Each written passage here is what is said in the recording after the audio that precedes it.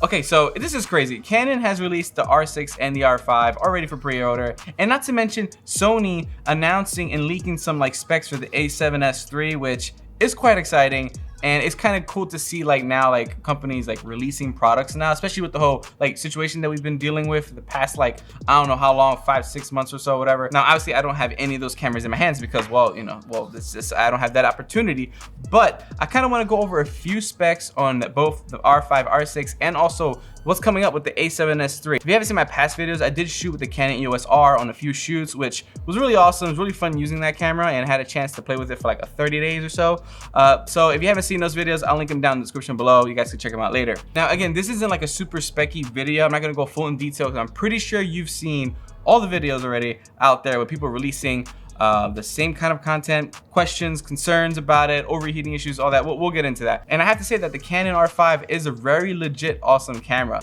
Now, there are some things obviously with people complaining about the 8K. I was in that boat for a little while. It was like past week. It wasn't until I saw Armando's video, I'll link it down below.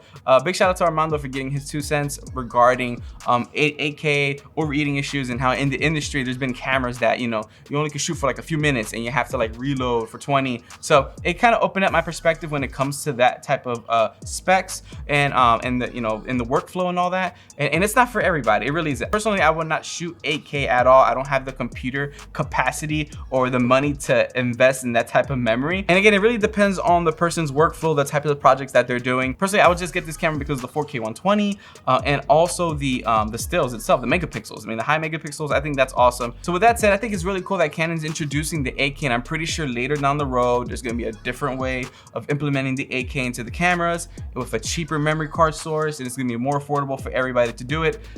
Will it be the same quality as like the Arri Alexas and all that? Like, I don't know. I don't know the specs like that, but I'm assuming that it's still gonna be a great 8K quality. It's just not for me. Then comes the R6. Now the R6, I have to say that I will totally get that camera if I was switching to Canon. Still don't know yet. Now when it comes to the Canon R6, I have to say that camera I think hits every bullet list that I would have jot down, because it hits everything. The articulating screen, the 4K that it comes with, the battery life, dual card slots, SD card slots, great for weddings, great for portraits and events. That's actually a camera I don't mind incorporating within my Sony ecosystem. Hopefully sometime this year I can get my hands on it and I can shoot with it, and that'll be really fun to actually try out. If I get an opportunity, that'd be cool. So, and also the cool thing about the R6 is that it's at $2,500, guys. Like, for that type of quality stills camera with those really awesome bonus video features, $2,500, I can totally see myself investing in that because of what it offers. Again, 8K doesn't really like tickle my wickle. What does that even mean? No, but seriously, 8K isn't that important to me at the moment, especially with the type of work that I do. Again, I shoot both photo and video. It's not like I'm a straight cinematographer and I'm doing some really crazy stuff with it. I have no problem getting a 6K down to 4K sample video. I have no problem with that, and that's cool. Okay, so now switching over to Sony. Sony A7SIII was a really awesome camera that I've noticed that people were buying back 2015? 2014, 15, around that time. And it was just like the go-to film camera because that ISO was like amazing. Now with the new specs, I think this is where it's gonna give Canon a run for its money. And there's a few of the specs that I think is really awesome. One is that it's gonna be shooting 10-bit 422, 4K 120, and 240 frames per second and HD, full HD.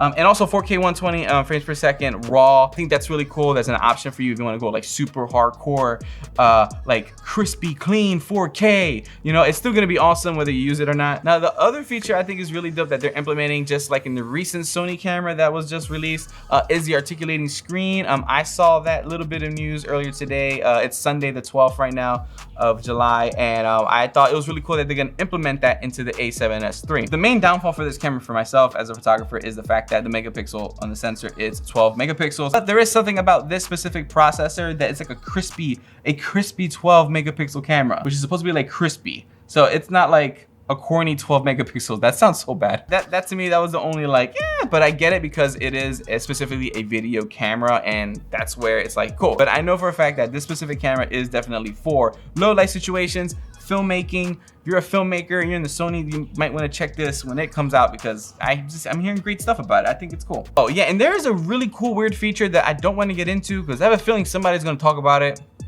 I think I know who's going to talk about it, but I'm not going to say that person's name. but there is some really cool cooling feature. I mean, I don't know what it is, but apparently it cools the camera. Does that mean will the camera overheat? I don't know. Again, I don't have the unit with me. We'll probably never see it because no one gets it. And lastly, they're just using an amazing battery, which is the Z battery. Again, using the A6600 and the Sony A7 III, I have those Z batteries. So it's kind of cool if I were to switch over and get that camera. It's all in the ecosystem. See, everything's flowing. There's no extra little mini batteries somewhere with like 40 chargers. Like, you know, no thank you. Which leads me to the main question is, will I be switching over to Canon or keeping my Sony ecosystem, maybe getting another Sony camera? That answer is like, I'm not sure. I'm not sure. I would have to test these cameras out and to see how it feels.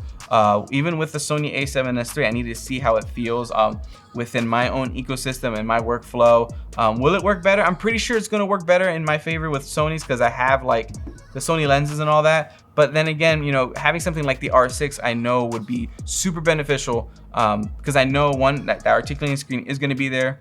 And if the A7S III doesn't have it, then that might be a breaker for me because I will be using the R6 for like weddings and also as a vlogging camera, content just creating camera. What about you guys? Are you guys planning on switching over back to Sony or back to Canon, or maybe just keeping your Sony and getting a Canon camera, or vice versa? Let me know in the comments below. I would like to hear your thoughts. And if there's anything that I don't know that you might want to share, feel free to comment below. I'd like to like learn more about this stuff. Those that are more speckier than I am, like hit me up down below and just like share some thoughts. It would be really cool to get your feedback on it. That's all I have for you guys today. Thanks for watching this video. And if you haven't yet, hit that subscribe button below and share this video with your friends. Give it a thumbs up. Leave a comment down below. Stay tuned for some more content. Gonna be releasing a few more videos regarding these topics, but also I have some shoots coming up, so you guys get some photo content as well.